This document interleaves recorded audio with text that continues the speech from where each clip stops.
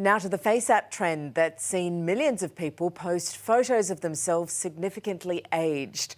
So is it all harmless fun, or is there something more sinister at play? They don't really understand how these applications work, how these services operate. I got a glimpse into my future and I sent it straight to my husband, the photo. I said, this is what you're going to see. The app's gone viral, and so has the hysteria. No one's reading the terms and conditions. No one's actually reading what they're even clicking to get into the app. This is pretty bad because I work for a software security company, so this is really bad. I should have checked, yeah.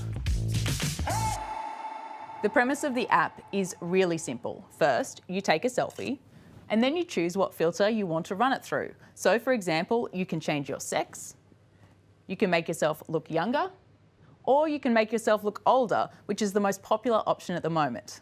But while it might be a great laugh to look into a crystal ball, there are some serious concerns now about what could happen to your data. The difference here is the language of the terms and conditions for FaceApp are irrevocable. We use them in any way without royalties. It's actually very clear that you have no rights to them after you've used the app. In other words, says tech expert Trevor Long, no one seems to be reading the fine print, and your original image, along with your digitally altered image, are all on servers, and the app developer based in Russia can use them in any way they want. They could put it in a TV ad, they could put it on a billboard, they could use it on the internet. They have the right to use it anywhere, anyhow. You're actually giving them permission to use photos that you manipulate through the app forever.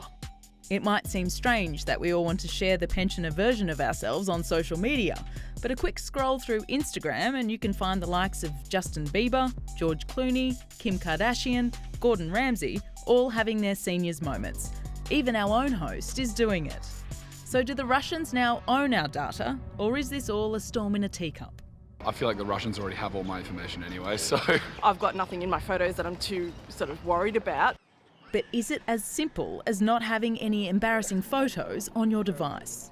Your photos include metadata that shows where it was taken, so your location, the time of day, the type of device you were using. And imagine this also, you're sharing these photos on social media. They can match your social media posts with the photos that they've got in their database, and they'll have your name as well. So they're really building a profile of you if that's what they want to do. And right now, they might not be able to do much with it, but it's what they could do in the future that's concerning, particularly when more and more applications are using your biometric data, like scanning your irises, to log in. If they have a 3D picture, can they build a 3D mock-up that may well fake and fool some of the biometric authentication that we're using in terms of our banking, unlocking our phone? If they knew how much data they had and how cross-referenceable that data is with other things, they would be pretty scared or really creeped out.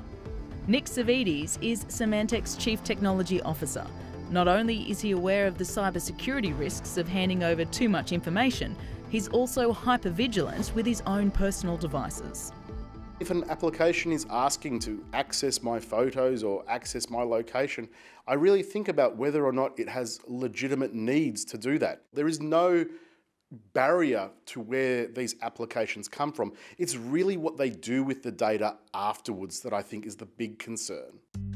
So if you have uploaded your images to FaceApp and you are concerned, you should also know this. This is not a new threat. This app has actually been around since 2017. We're just talking about it again because this challenge has gone viral. And most photo sharing apps have similar terms and conditions. So we should be just as concerned about the data we've been handing over to the likes of everyday apps like Facebook, Instagram and Twitter. If that's not scary enough, let me leave you with one more final terrifying thought. Whether it's a status update or a tweet or an image with an application, make the assumption that everyone will have access to that on the internet so that it will be out there in perpetuity.